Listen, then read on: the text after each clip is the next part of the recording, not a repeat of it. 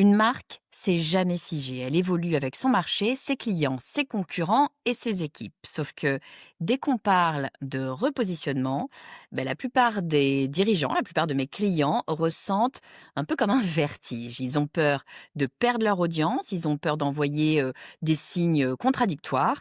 En fait, ils ont peur de tout casser en voulant mieux faire. Sauf qu'en même temps, rester immobile, c'est souvent plus risqué que de bouger. Parce que le marché se transforme, vous avez de nouveaux acteurs qui arrivent et puis, les attentes de l'audience changent. Une marque qui ne s'ajuste pas finit tôt ou tard par devenir invisible.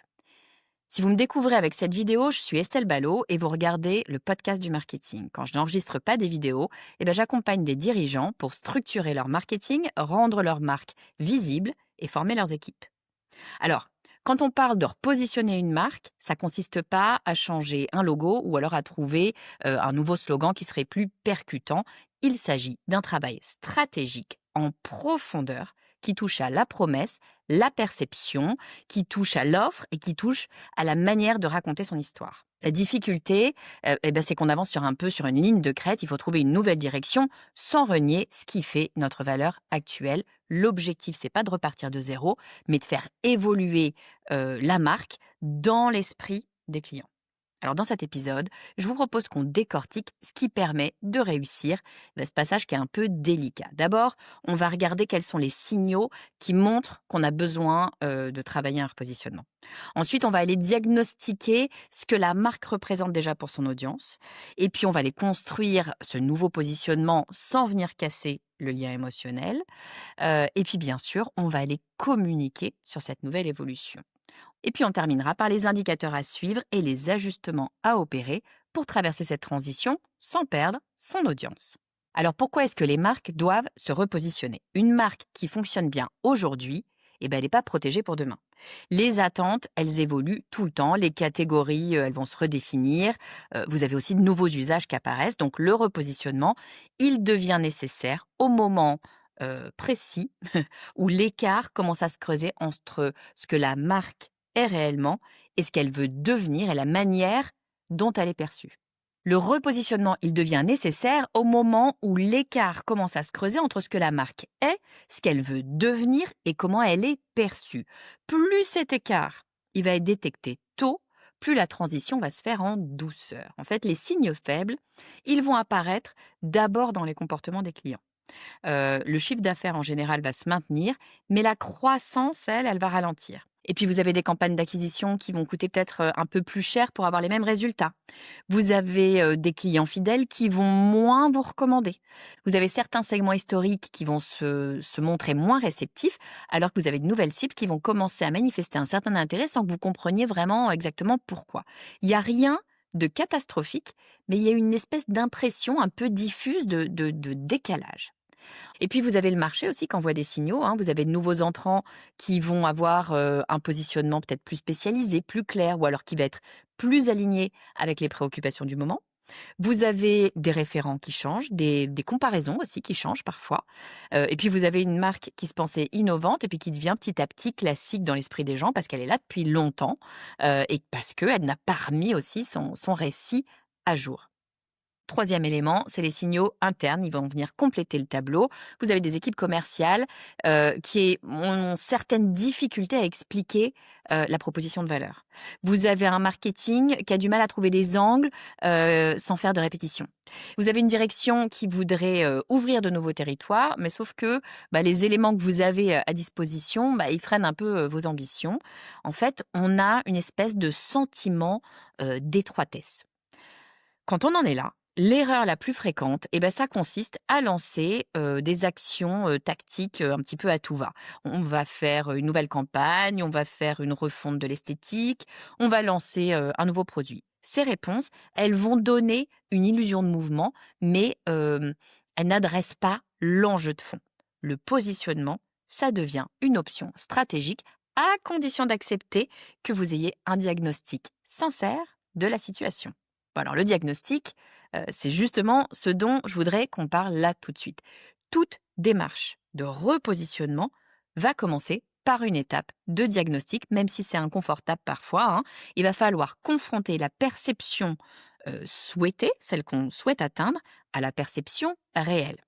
Une marque, en fait, elle va pas se définir uniquement parce qu'elle affirme, parce qu'elle va dire, mais elle se définit surtout parce que ses clients ou l'audience en disent, en pensent ou alors ressentent. Et comprendre cette réalité, ça permet de savoir sur quoi il va falloir s'appuyer et ce qu'il faut faire évoluer. Alors le diagnostic, il commence toujours par la même chose, par l'écoute. Des entretiens clients, des questionnaires ouverts, des analyses des verbatims, des reviews en ligne, des discussions sur les réseaux sociaux, que sais-je, chaque source va apporter une pièce du puzzle. Les questions les plus utiles, en général, c'est les questions les plus simples. Typiquement, ça va être: pourquoi est-ce que les clients choisissent la marque plutôt qu'une autre? Qu'est-ce qu'ils apprécient le plus? Qu'est-ce qui les déçoit ou qu'est-ce qui les freine? À quel type de marque ils la comparent spontanément? Bon, et puis vous avez les données internes qui vont apporter aussi un éclairage complémentaire, la répartition du chiffre d'affaires, le taux de réachat, votre panier moyen, la réaction aux précédentes campagnes. Tous ces éléments-là, ils vont vous donner des éléments très intéressants sur ce que votre offre soutient actuellement par rapport au positionnement que vous souhaitez obtenir. Le diagnostic, il doit aussi inclure une dimension symbolique. Quelle est la place de la marque dans la vie des clients? Comment est-ce qu'elle est perçue? Est-ce qu'elle est plutôt pratique, aspirante, rassurante, engagée, statutaire? Les éléments visuels, le ton, la manière de raconter les histoires, ça va participer aussi à cette perception. Donc une marque, elle va pouvoir communiquer sur l'innovation tout en étant ressentie comme une marque traditionnelle parce que ses codes graphiques, son rythme ou alors ses références, ils restent figés dans le temps. L'objectif ici, c'est pas de juger, c'est de comprendre. Donc ce travail, il va faire ressortir les actifs à préserver, c'est-à-dire vos points de force, les éléments qu'il va falloir conserver, ces éléments qui créent de l'attachement, et puis les zones qu'il va falloir transformer. Un repositionnement réussi, il va toujours s'appuyer sur le socle de votre marque plutôt que de tout nier, tout mettre à la poubelle et repartir de zéro. Bon, une fois qu'on a fait ça, l'idée, ça va être de construire un nouveau positionnement sans rompre le lien émotionnel avec la marque. Donc la question clé, c'est: quelle place est-ce qu'on veut occuper demain dans l'esprit de nos clients et en quoi cette place, elle vient prolonger ce qu'on est déjà? Parce qu'un bon repositionnement, en aucun cas, il va venir effacer l'histoire, il lui donne une nouvelle direction. La première brique, elle va concerner la vision. La marque doit clarifier la transformation qu'elle souhaite proposer à ses clients ou à son marché. Cette vision, elle peut pas être juste opportuniste. Elle doit trouver une espèce d'ancrage dans ce qui existe déjà, ses forces, tous les éléments qui ont été révélés dans le diagnostic, c'est-à-dire, par exemple, une expertise particulière, un style relationnel, un engagement spécifique ou alors, par exemple, une capacité à l'innovation. Une vision qui serait déconnectée du réel, elle serait immédiatement perçue comme artificielle. Ensuite, vous avez la promesse de marque. La promesse de marque, elle doit être formulée de façon simple et mémorisable. Elle doit exprimer le bénéfice principal de la cible tout en suggérant l'univers dans lequel votre marque elle va évoluer. Donc le travail, ça va être de resserrer plutôt que de tout dire. Une promesse, c'est un peu un travail d'essentialisation. On va aller chercher les mots justes. Après, vous avez les preuves qui vont jouer évidemment un rôle décisif. Une marque, elle peut revendiquer un territoire autant qu'elle veut. Si elle n'a pas de preuves à apporter, d'éléments tangibles, concrets pour le justifier, ça ne marchera pas. Les éléments tangibles, ça va être quoi? L'évolution de l'offre, des nouveaux services, une façon spéciale, inédite d'accompagner les clients, des partenariats, des engagements, des choses mesurables. Ces preuves, elles rendent crédible le récit du repositionnement et elles vont évidemment venir rassurer votre audience existante. Et puis dernière chose, le territoire d'expression. Le territoire d'expression, il va traduire en fait votre nouveau positionnement en signes visibles, c'est-à-dire le ton, des iconographies, des messages clés, vos choix éditoriaux, vos expériences. L'enjeu ici, ça consiste à créer un sentiment de continuité. Certains éléments vont évoluer, hein, bien sûr, et parfois de manière assez marquée, mais vous devez garder des repères, certains repères qui sont conservés pour que les clients finalement reconnaissent la marque dans sa nouvelle version. Si vous changez tout, c'est juste une autre marque. Il faut garder des points d'ancrage pour pouvoir modifier les autres. Ensuite, il va falloir communiquer sur votre positionnement. Donc un repositionnement, évidemment, ça ne va pas juste se jouer dans vos documents stratégiques en interne. Le positionnement, il devient réel au moment où vos clients en prennent conscience et surtout au moment où ils l'assimilent, où ils le vivent. Donc votre communication doit s'orchestrer dans une certaine transition, pas dans une rupture. La première décision, ça va concerner le rythme. Une bascule qui est trop brutale, ça va souvent créer un effet de surprise, mais ça risque de créer un effet de rejet. Donc, une évolution progressive, ça va permettre en fait à votre public, à votre audience de s'habituer à vos nouveaux codes en gardant quand même les repères.